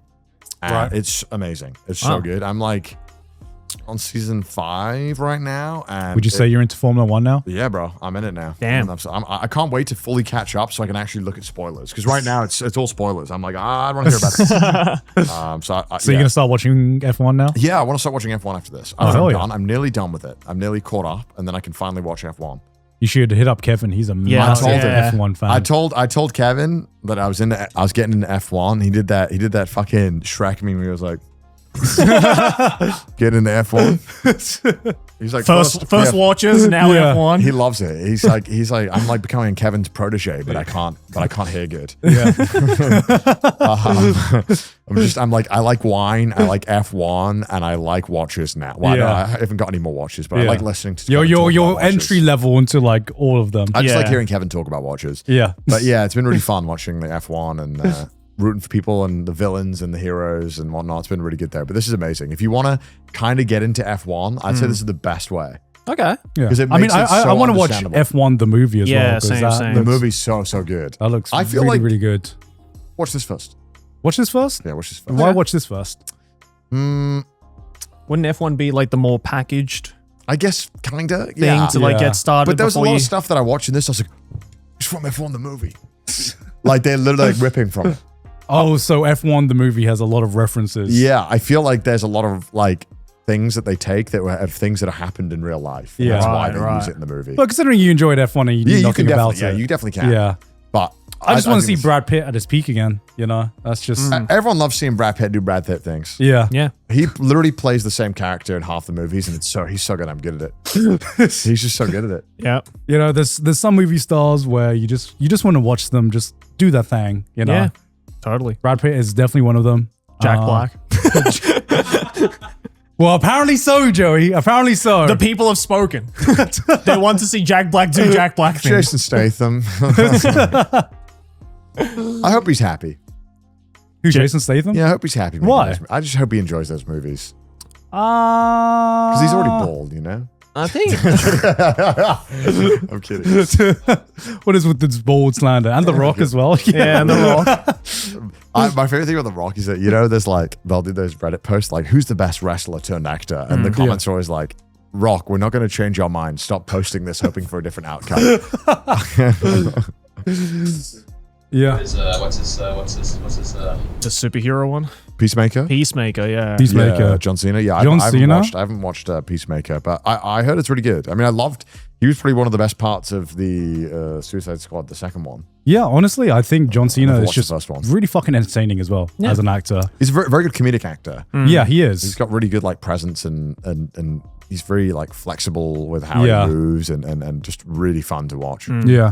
Then there's Dave Bautista as well. He's really good as well. Yeah, he's really good as well. A lot of talented people. Yeah. Showing a lot of range. You You know, guys watched anything else interesting lately, or anything interesting? Anything that made you think? I'm trying to think now if there has been a lot of things I watched because I've been watching a lot of I haven't been watching current anime. I've been watching a lot of short anime. I don't know if you've seen this, Joey, but there's this anime anthology called Memories. Oh, dude. I fucking love You love Memories? Yeah, dude. Bro, Memories is I golden. discovered it this year and holy shit. Magnetic Rose is fucking Yo. incredible. Magnetic Rose is so fucking so good. good. So, Memories is an anthology series that was made by the creator of Akira. Ultima Katsuhiro. Oh, wow. Yeah. And It's damn, literally Akira in space. and damn, That looks fucking sick. sometimes good. sometimes you watch something and you're like, you know, don't want to be that guy who says they don't make them like they used to. But damn, they don't make them like they used to, man. I've hit that era. So my Oh, favorite one shit is used to be raw. yeah. Dude, there are some scenes in Magnetic Rose that are like some of the best animation I've seen. Like, it's crazy. And it's a different type of good animation Yeah. than your typical flashy action animation. Just there's so much subtlety to the movement and something about it just draws you into It's so haunting. it is. So Yeah. Memories has 3 short films. My favorite one is Magnetic Rose. And bro, listen to this like all-star team. This was co-written by Satoshi Kon. Oh my god. This was before like Satoshi Kon blew up. The director is like the art director of Akira as well. Yeah, Koji Morimoto. Yes. Music by Yoko Kanno. Oh my god. Yeah. This is like the fucking all-star. Yeah. It really is. It is like insanely stacked in terms of staff. And Even the other two ones, Stink Bomb and what's the other one? Is it Cannon Fodder? Cannon Fodder, that's it. The last one, yeah. Even the other two shorts are pretty damn good, but my god, Magnetic Rose is just on another level. Is it like quite gritty, or how would you describe it? Like these shorts? Have you seen any Satoshi Kon work? Yeah. So you've seen Perfect Blue. Perfect Blue. So this story is very Satoshi Kon coded. Basically, it's only a 40-minute film, so it's like it's a very short film. But to lay it out without spoilers, this group of like space garbage men, space engineers, I'm not sure which one, junkyard collectors, they get a distress beacon from this space station, and so they go to investigate it. And what they find is like this immaculate mansion that is somehow untouched. And as they explore it, they encounter things that really makes them question what is reality and what isn't. And the more they explore it, the more they they encounter this kind of, or it's almost kind of like Lovecraftian cosmic horror. And it's just a very cool, tight little package, and that's all I'm going to say. Without don't spoil it. That's all I'm going to say. But I'm excited. It is, this was written by Satoshi Kon before he did any of his other works as well. Well, this is when he was still an assistant to Otomo with the Akira manga. So this was like kind of his start into like the animation side of things. Yeah. And this was also Yoko Kanno before she blew up with her other works as well. So you get to see a lot of early fingerprints from people that would kind of define the anime industry. Yeah, this was like the era where the goats were like mad hungry. Yeah, like, they were hungry just to make like the coolest shit. Yeah, and it just came together beautifully. Yeah, and I just love anthologies as well. Yeah, did they dub this recently? It looks like they dubbed it recently based on the cast. I'm not sure. No idea. But the dub is pretty damn good. I watched it in both sub and dub. Oh yeah, and the dub is pretty good as well. So I don't know if they dubbed 2020. Yeah. I was gonna say, I was just looking at the cast list and I was like, those are all actors that are doing things now, not 1990. So. Yeah, but I just watching this made me realize how much there's just this vibe to old school anime that just feels totally fucking different. I can't put my finger on it, but maybe it's like the colors, the character designs. I feel like post the digital era of anime, they all have this kind of like feel to them a lot of the times, especially the modern anime. There's patterns with the character designs, the colors that they use are a bit more saturated as well. It's the hand-colored, hand-painted look, I think, from the 90s. And especially, stuff from like Otomo, where he was like very particular with that. There's like that famous story of how with the Akira movie, the reason why the budget was so high is because at that time, I think they used the most amount of colors out of any animated film ever. Yeah. And that in and of itself just like took them fucking forever to make. Yeah. And you can see that in something like Akira because it's just like, it's dark and yet it's vibrant. And there's not a lot of anime that can do that. And that's why it's still like, that's why Akira still looks fucking amazing 35 years later or however many years it's been. Well, that's my favorite fucking recent thing on Twitter where it's posting like old anime and being like, damn, animation was like, what happened? Peak. Yeah. And it's like people realizing that animation doesn't scale like graphics cards do. Yeah. Sure. Upscaled 4K. Fucking bollocks. Yeah. And it's just like, good animation has always been a good animation. It doesn't, nowadays technology makes it easier for good animation to become more consistent, but it's not like suddenly used to be painstaking back in the day. Yeah, exactly. It's a labor of love. Yeah, totally. And it just makes you like some of these scenes in Memories, especially, it just makes you like think.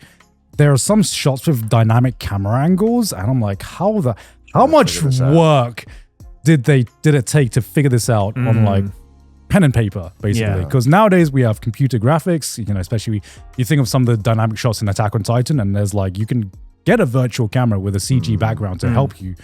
But damn, they had to hand draw that fucking, draw all that shit, man. Dude, that's the Satoshi Kon power, man. Like he was so ahead of his time. Yeah. Rest in peace to a goat. Genius. Yeah. And yeah, it but it's just fantastic. You and- should, you should definitely. yeah, you should I will yeah. watch this. And I think the biggest thing about older anime as well, and just older shows in general, is that it feels weird watching characters that don't have an associated, Oh my let's God. say, Yeah, I know what you mean. archetype Yep, or yeah, trope to build off I of. love that in anime now. Yeah. I see characters. I'm like, there's no this guy. Yeah, Yeah. because like even if I love like the writing and characterization of someone like Freeren, for example, I can still see like even like Freeren, I can still see like the There's the dumb kid. There's the smart but quiet one. yeah. There's the, Freeren is a great take on a kudere, for example. Yes. But you know that is still like a trope that has been like trickled down from like I don't know if it's Ava that started this, but it's trickled down all of this way. And she's an interesting character, and she is a well-written character. But a lot of these older anime I watch, you're like, these people, they don't have an associated trope that I can like draw back from. They just they feel like, I don't know, they feel like people in a way. Yeah. I think it was Hayao Miyazaki who said this, or someone like that, where they made a good point where they were like, the problem with a lot of modern anime characters and the fact that like you can kind of push them into like a pigeonholed trope or whatever it is the fact that and this isn't all modern anime, but a lot of modern anime is influenced by other anime. Whereas, didn't you say it was like inbred? yeah, he's like, it's inbred. It's like anime influencing anime. Whereas things like, you know, Ghibli and like, you know, early stuff like, you know, Satoshi Kon work and Otomo Katsuhira's works, they didn't take inspiration from anime. They took it from other mediums or the real world. And so that's why it feels, even though the setting that they have put themselves in is very, not anime, but like very fiction. And you can tell it's not based in reality. The characters themselves and the way they interact with that world feel real. Yeah. And you can't like there's no one in Akira where they're like, oh yeah, Kanada's a tsundere. Like you don't have that, right? Like you can't, it's not that simple, because I think those writers understand that people in the real world are not simple. They're not like one note. Yeah. Oh, do you guys want to know the only kind of like personality framework that I fuck with? Because we've talked about this before. Sure. But I got into this when I kind of got into like screenwriting. Can you search up Enneagrams, Kai? So this was like a screenwriting tool that helped me, that I got into because it was like helping me like visualize the characters. And I got into it as kind of like a helpful guide about how to like characterize, you know, fictional characters. And then you get into it and you start reading some of these personality types, and I mean, you're like, this is this is hitting a little bit too close to home. What the fuck? And I've never had that with a personality test before, because the whole point of this one, because I think the problem with like a lot of personality tests is that it kind of puts how you act into like different characteristics, like the IMTP test or whatever.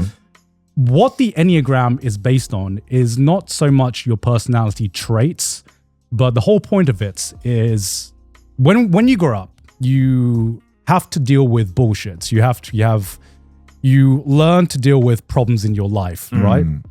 And so what the Enneagram preaches is not so much your personality traits, but it is how do you deal with trauma or conflicts within your life.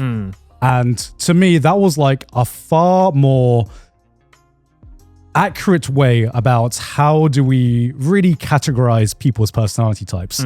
So instead of being like, oh, you're an energetic person, you're this kind of person, this goes down into you when you grew up, you had a lack of control in your life.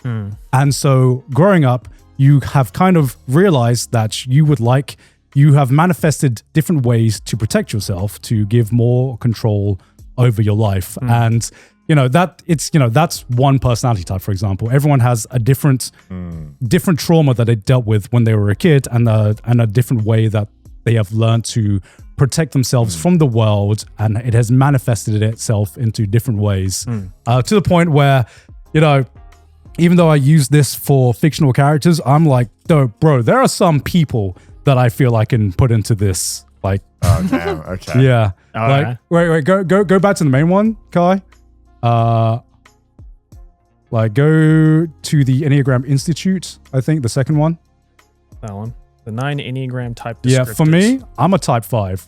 I'm 100%. Investigator. I'm 100% a type 5. So, type 5s, basically, we fear being useless, helpless, or incapable.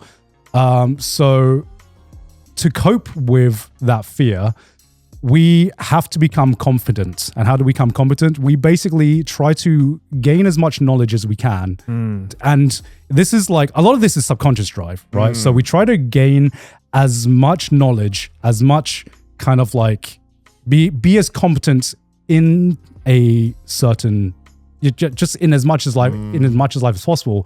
And our drive for that basically comes out of our stems from a fear of being helpless or incapable or useless. So we kind of like compensate for that by trying to be as capable and as prepared for something as possible. And I was like, I remember I was like, reading through these like different character types. I was just like, and then I get to type 5. I was like, holy shit, this is It's just like me for real. This is hitting a little too close to home. this is hitting a little bit too close for him. Yeah, being a type 5 means always needing to learn, to take information around the world. A day without learning is like a day without sunshine. As a type 5, I want to have an understanding of life. I have, That's almost, I can see myself in that as well. I wonder if the viewers will have learned something new. They can go check it out. And, Yeah. I wanna look into this. Let us you know. want, Joey, I think, okay, wait. What do you think I am? See, it's hard because the thing that's hard about this is that Yeah. only It's you can pretty deep, categorize yeah. yourself. Yeah. Because it stems from like deep fears. Yes. On surface level, I think you might be a type 9. The peacemaker? Maybe. I do like peace. Yes. Basic desire to have inner stability, peace, or mind. Yeah. Key motivations wants to create harmony in their environment, to avoid conflict and tension, to preserve things as they are, to resist whatever would upset or disturb them. That sounds like me for real. Damn. Peacemaker. Yeah. Yeah, it's I like. What do you think Connor is? Yeah.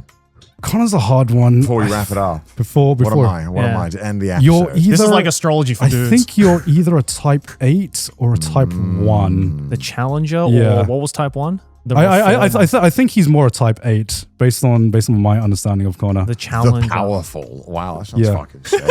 Basically, your basic fear is fear of being harmed or controlled by others. So you desire to protect yourself, and that means to be in control of your own life and your own destiny. That's pretty on point. You I want to feel be like. self-reliant and to prove your strength and resistance to weakness, to be important to their world, and you do that by dominating your environment, and that is a basic desire to stay in control Damn. of that environment. A little too close, boy. I don't like that. I don't like that. What the fuck? Bro, I don't like that. What the heck? I'm gonna look this up when I get home. Dr. G, is that you? this What the fuck?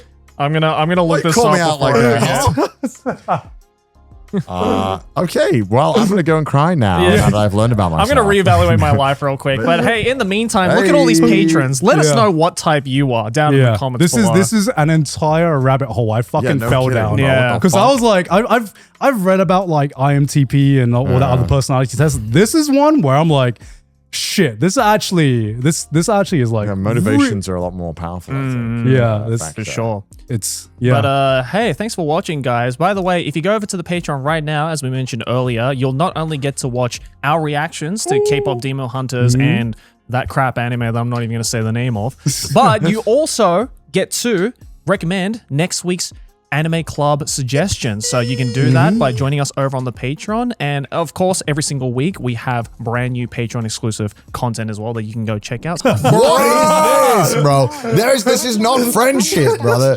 My She's boy. trying to fuck. She's rocking on your pee. The most carb loading for the fans. Yo, I didn't know Chris was a K-pop fan. So why don't you go and do that by going over to patreon.com/trashtaste. Also follow us on Twitter, send us some memes on the subreddit, and if you hate our face, listen to us on Spotify.